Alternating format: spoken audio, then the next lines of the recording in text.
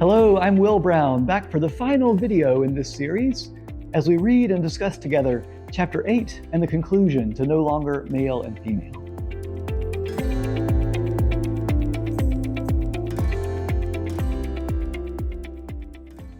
We have covered a lot of ground in these videos, thinking about gender from many different angles, trying to figure out what we mean by male and female, how we might expand those definitions a little bit, think about the space in between those.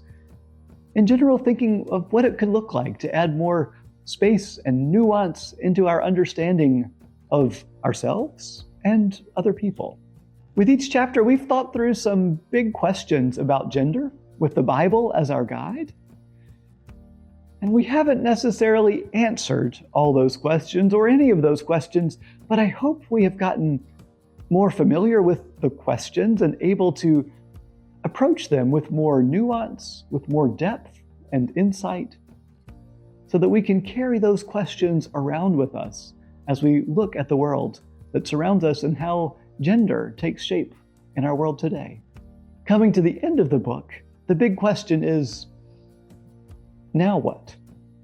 What are we supposed to do now? A good next step may be to continue learning. Perhaps it's reading a book by a transgender author, or listening to an interview or podcast where they share about their experience of the world. Maybe the next step is bringing more people into the conversation, talking to others about what you're thinking and learning about gender. And maybe that's listening well to someone who disagrees with you about these questions. You may still be figuring out what you think about all of this, and that's okay. The main point of this last chapter of the book is that whatever we believe in our minds, we have choices to make about what we're going to do, how we're going to treat people.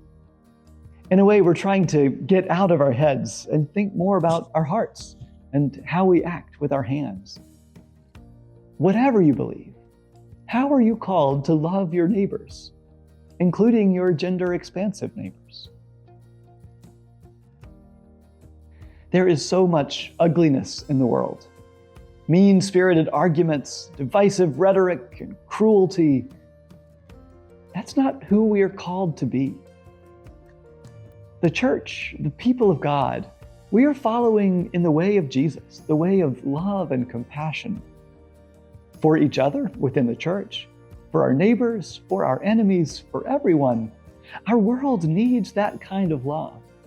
And so as we come to the end of this book, I wanted us to wrap up by considering how we can love each other well.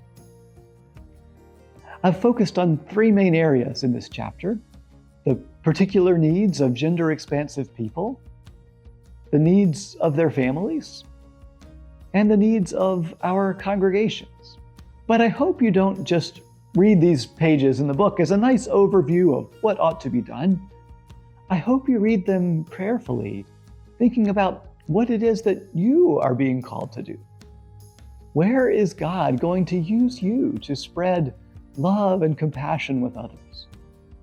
What are the next steps that you are invited to take?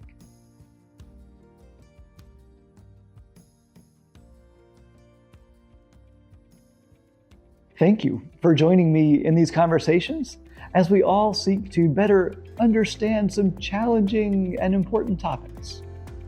May the Spirit of God lead you as you continue to learn and grow and discuss and love your neighbors. Take care.